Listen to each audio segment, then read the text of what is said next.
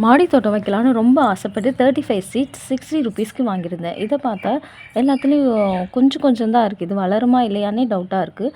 சரி, okay, start பண்ணிடலாம்னு சொல்லிட்டு எப்படி க்ரோ பண்ணுறதுன்னு ஒரு சில வீடியோஸ் எல்லாம் பார்த்து நான் வந்து இந்த சின்ன சின்ன டீ கப் இல்லை குட்டி குட்டி டப்பா அதிலலாம் அடியில் சின்னதாக 3 ஹோல் போட்டு வளர வச்சுட்டு கொஞ்சம் க்ரோ ஆனதுக்கப்புறம் அதை பெரிய பேக்கில் மாற்றி வச்சிடணும்னு வீடியோஸ் பார்த்தேன்.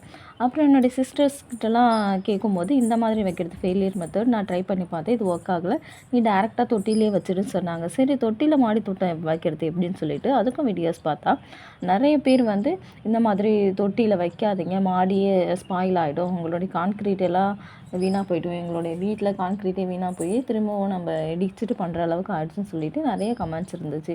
அதெல்லாமே பார்த்ததுக்கப்புறம் எனக்கு ரொம்ப கன்ஃபியூஸ் ஆகிடுச்சு. மாடி தோட்டம் வைக்கலாமா வேணாமான்னு சொல்லிட்டு யோசிச்சுட்டு அந்த 35 சீட்ஸு க்ரோ பேக்கு வாங்கின கோகோ பீட் அது எல்லாமே அப்படியே வச்சுருக்கேன். உங்களுக்கு ஏதாவது ஐடியாஸ் இருந்ததுன்னா கமெண்ட் பண்ணுங்கள்.